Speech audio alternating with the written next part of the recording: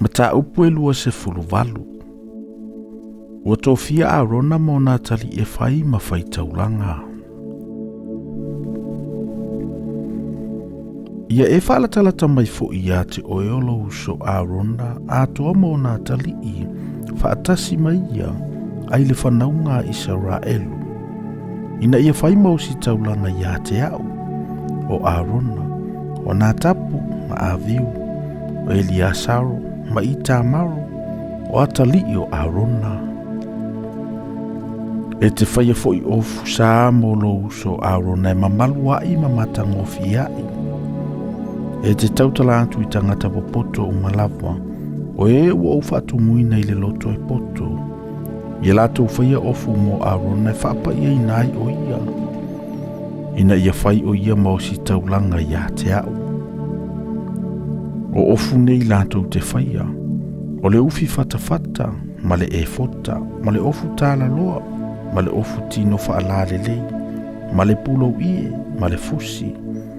Ia lato whaia foi ofu sa molo so arona, a toa mo nā tali i, ina ia whai mo si taulanga ia te au.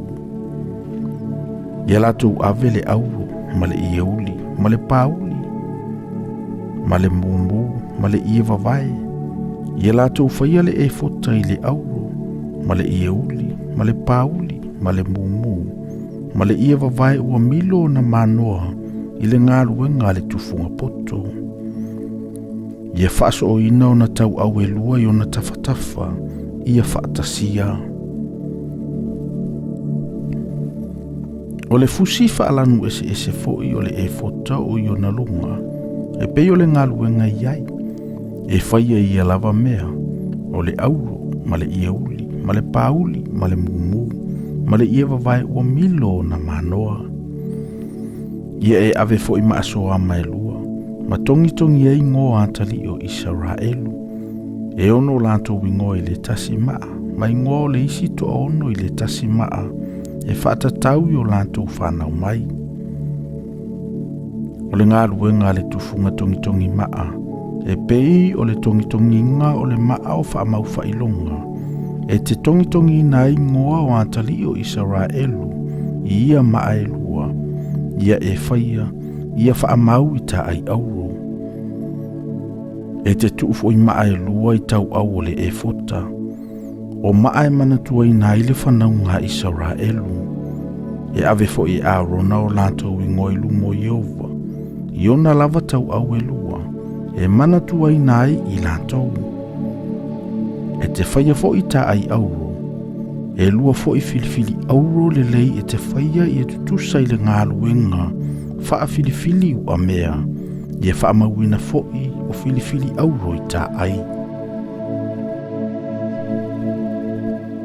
E te whaia fo i le ufi fatafata o le wha masinonga i le ngāluenga le tufunga poto, e pei o le ngāluenga i le e fota e te whaiai, e te whaia i le auro, ma le ieuli, ma le pauli, ma le mumu, ma le ia vavae ua milo na manoa.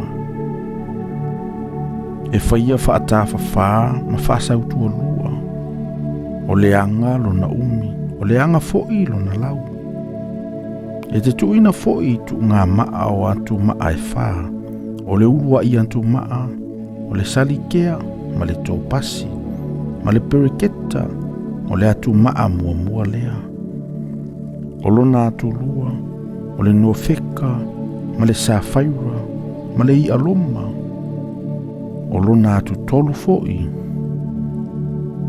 o le sema, ma le sevo, ma le aselama, o lona atu wha fo'i, o le tāsesa, ma le soama, ma le iasepi, ia whaamawina lava ia i tonu o le tā ai auro, i o lantou tu ngā maa. Ia iai i nā maa o ingo atali o Israelu e se fulu ma le lua, e whaatatau i o lantou ingoa, pei o le tongitongina o le whaamau whailonga, e taitasi malona ingoa, e tusa mai tu a inga e se fulu ma le lua. E te whaia fo i lunga o le ufi fatafata, o filifili auro le lei i a tutusa, o le ngā luenga wha filifili ua mea. E te whaia fo i lunga o le ufi fatafata o mama auro e lua, Mai e tuu ia mama e lua I pito e lua o le ufi fatafata. E te tuu fo I filifili auru e lua I mama e lua I pito o le ufi fatafata. E te tuu fo I si pito e lua o filifili auru e lua I taa ai e lua. Ma tuu I tau au le e fota I ona luma. E te whaia fo I mama auru e lua. Ma e tuu I nai I pito e lua o le ufi fatafata I ona tafatafa lava. O loo whaasanga I le e fota I totonu. E lua fo I mama auru e te whaia. Ma tuu ai I tu e lua I lalo le e fota. E lata ane lona I tu I luma. E whelanta I ma le mea whaaso o ina I lunga o le fusi whaalanu ese o le e fota. Ia lato uno noa fo I le ufi fatafata I ona mama I mama o le e fota I le manoa uli. Ina ia I lunga e o le fusi whaalanu ese o le e fota. Ina ne itea ese le ufi fatafata I le e fota. E ave fo I arona o ingo atali o Israelu le ufi fatafata o le whaamasinonga I lona fatafata. Pe aulu antu ia I le mea pa ia. E whaima whaamanatunga e le au noi lumo I ova. E te tu fo I le urima ma le tu mena I le ufi fatafata o le whaamasinonga. Ina ia I lunga lava o le fatafata o arona. Pe aulu antu o ia I lumo I ova. E ave fo I arona le whaamasinonga mo le whanaunga Israelu. I lunga o lona fatafata I lumo I ova I le au noa. E te whaia le ofutala loa le e fota. Ia ato atoa I le ioli. E whaia fo I se ua I lona pito I lunga I totonu. E whaia I se mea lalanga ina ea whei whaatali o li o ai I le ua. E peio le ua o le ofutau ina ia le masai. E te whaia fo I ona tawhatafa o rimoni le ioli. Ma le pauli, ma le mumu. E whaatali o li o ina ai ona tawhatafa. Ma tangitangi auro e vava ai. E whaatali o li o ina ai. O le tangitangi auro ma le rimoni. O le tangitangi auro ma le rimoni. I tawhatafa o le ofu tāla loa e whaatali o li o ina ai. E ofu ai arona pe au auna o ia. Ina ia langona lo na tangitangi pe au ruatu ia I le mea pa ia I lumo Yehova. Pe ato e alu fo I fafo ne I oti o ia. E te whaia fo I le mea pupula I le auro le lei. Ma e tongi ai. Pe I o le tongi I le whaamaufa I longa. O upu nei. E pa ia ia Yehova. E te tuina fo I le manoa uli. Ia iai lava I le pulou ie. I luma lava o le pulou ie. Ia iai fo I le malu o Arona. Ia ave Arona le angasala I mea saa. E whaasaina I le whanaunga Israelu I alantou taulanga. Saa umalava. Ia iai pia lava I lona muaulu. Ina ia alofangia I lantou I luma o Yehova. E te lalanga manui fo I le ofutino I le ia vavae.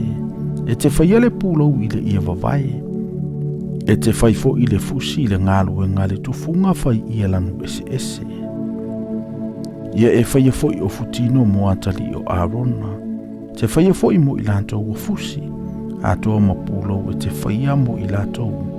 Ina ia mamalu ai ma matangofi ai. E te wha ofu ai fo I lo uso. O Arona. Ma ona atali I whaatasi maia. E te whaau fo ia I lantou. Ma e tofia I lantou. Ma whaapa ia ina I lantou e whaile whaiva o si taulanga I a te au.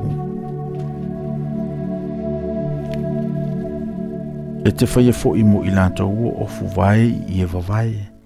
E ufi ai o lantou tino. E ngata mai o lantou surunga titi I o o lantou o ngā vae. E ofu ai Arona mo Natali. Pe alanto ulu fale I le fale feta fai o le whaapotopotonga. Pe whaalatalata atu I le whata Faitauina. E au auna I le mea pa ia. Inane ino fusala I lantou. Ma o ti ai. E whai lea matu la fono e whaavavau I a te ia. A toa mana whanau. Pe ama vai atu o ia.